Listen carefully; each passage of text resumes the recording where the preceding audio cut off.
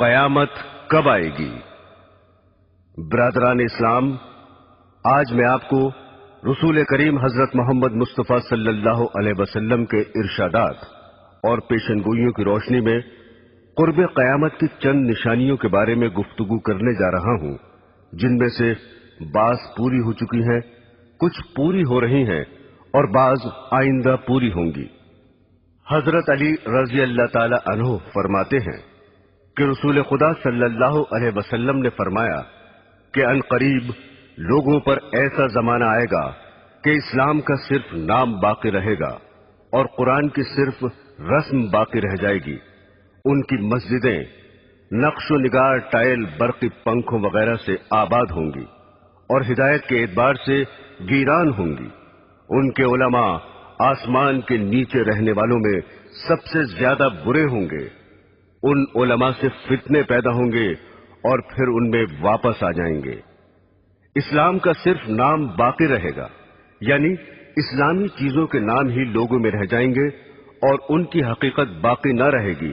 جیسا کہ آج کل نماز، روزہ، زکوٰۃ، حج وغیرہ کے بس نام ہی باقی ہیں اور ان کی حقیقت اور روح اور ادائیگی کے وہ طریقے اور کیفیت باقی نہیں ہیں جو رسول خدا صلی اللہ علیہ وسلم سے منقول ہیں، اور کروڑوں مسلمان ان سے کورے ہیں۔ قرآن شریف صرف رسمن ہی پڑھا جاتا ہے، اس کے الفاظ اور خوش الہانی کا تو خیال ہے، مگر اس کے معنی پر غور کرنا اور اس کی منع کی ہوئی چیزوں سے بچنا تو مسلمان کے تصور میں بھی نہیں رہا۔ مسجدیں زیب و زینت سے خوب آراستہ ہیں، دلکش فرش، قیمتی غالیچے، دیدہ زیب فانوس، عمدہ عمدہ ہنڈے اور آرام و راحت کی چیزیں مسجدوں میں موجود ہیں، مگر ہدایت سے خالی ہیں۔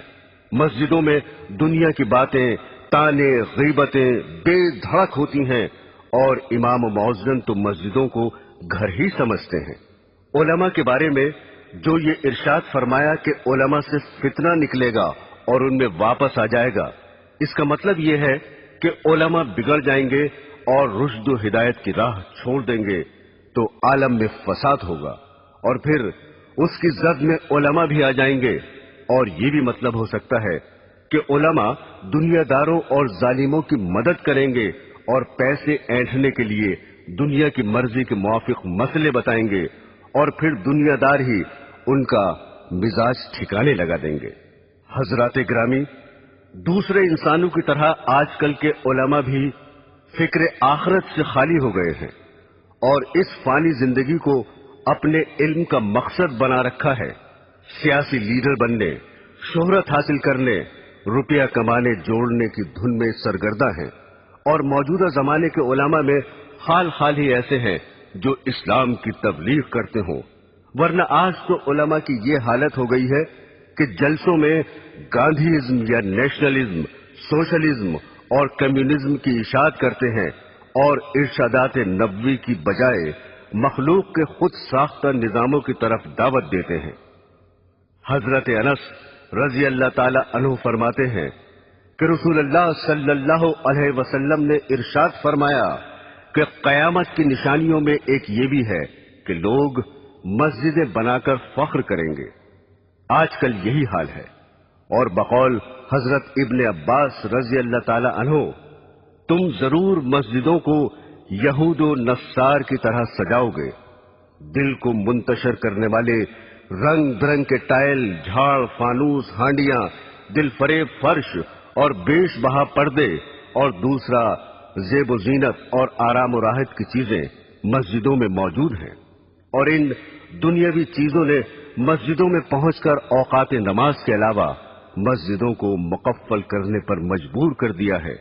اور حفاظت کے لیے مستقل نگرانوں اور چوکیداروں کی ضرورت پیدا کر دی ہے۔ مسجدیں ان دنیاوی چیزوں سے آباد ہیں اور نمازیوں سے خالی ہیں۔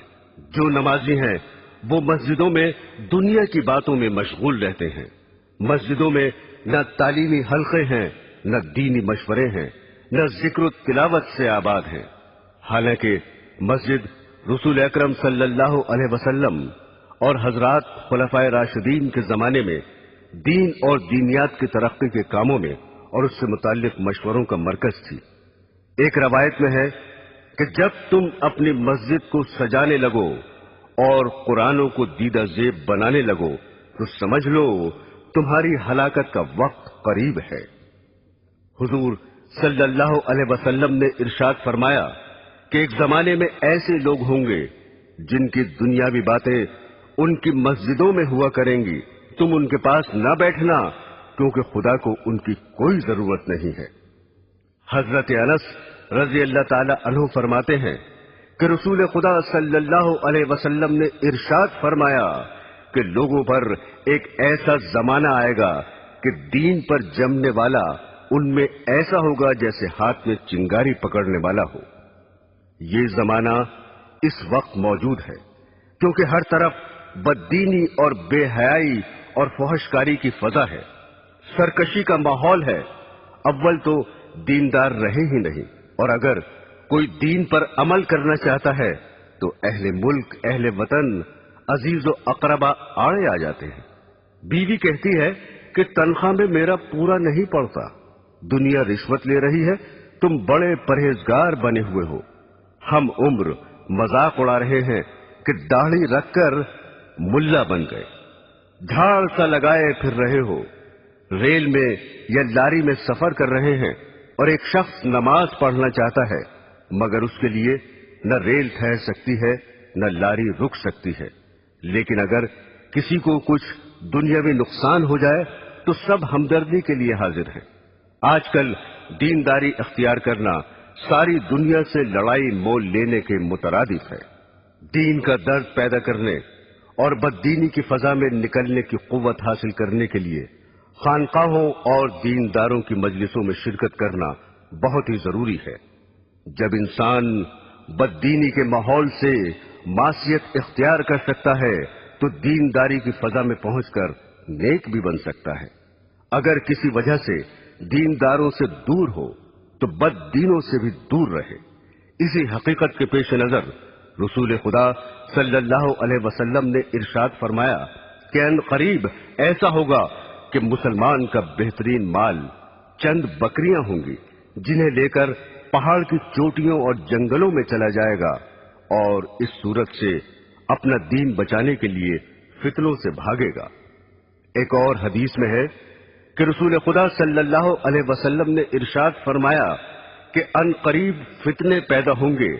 اس وقت بیٹھا ہوا کھڑے ہوئے سے بہتر ہوگا، کیونکہ بیٹھا ہوا شخص بنسبت کھڑے ہوئے شخص کے فتنے سے دور ہوگا، اور کھڑا ہوا چلنے سے بہتر ہوگا، اور چلنے والا دوڑنے والے سے بہتر ہوگا۔ جو شخص فتنوں کی طرف نظر اٹھا کر دیکھے گا فتنے اسے اچک لیں گے۔ فتنے کے وقت عبادت خداوندی میں مشغول ہونا بہت زیادہ فضیلت رکھتا ہے۔ رسول خدا صلی اللہ علیہ وسلم نے ارشاد فرمایا کہ قتل کے زمانے میں عبادت کرنا میری طرف ہجرت کرنے کے برابر ہے۔ میرے دینی بہنوں اور بھائیوں، حضرت ثوبان رضی اللہ تعالی عنہ فرماتے ہیں کہ ایک مرتبہ رسول خدا صلی اللہ علیہ وسلم نے ارشاد فرمایا کہ ایک ایسا زمانہ آنے والا ہے کہ کفر و باطل کی جماعتیں تمہیں ختم کرنے کے لیے آپس میں ایک دوسرے کو اس طرح بلا کر جمع کر لیں گے جیسے کھانے والے ایک دوسرے کو بلا کر پیالے کے آس پاس جمع ہو جاتے ہیں۔ یہ سن کر ایک صاحب نے سوال کیا، کیا ہم اس روز کم ہوں گے؟ آپ نے فرمایا، نہیں، بلکہ تم اس روز تعداد میں بہت ہوگے، لیکن گھاس کے ان تنکوں کی طرح ہوگے جنہیں پانی کا سیلاب بہا کر لے جاتا ہے۔ پھر ارشاد فرمایا، خدا ضرور ضرور تمہارے دشمنوں کے دل سے تمہارا روب نکال دے گا، اور یقیناً وہ تمہارے دلوں میں کاہلی اور سستی ڈال دے گا۔ ایک صاحب نے عرض کیا، سستی کا کیا سبب ہوگا؟ اس پر آپ نے ارشاد فرمایا کہ دنیا یعنی مال و دولت سے محبت کرنے لگو گے اور موت کو مکروہ سمجھو گے۔ برسوں سے یہ پیشن گوئی حرف بحرف صادق ہو رہی ہے، اور مسلمان آج اپنی اس حالت زار کو اپنی آنکھوں سے دیکھ رہے ہیں کہ کوئی قوم انہیں نہ عزت و وقت کی نگاہ سے دیکھتی ہے، نہ دنیا میں ان کا رہنا گوارا کرتی ہے۔ ایک وہ بھی زمانہ تھا کہ دوسری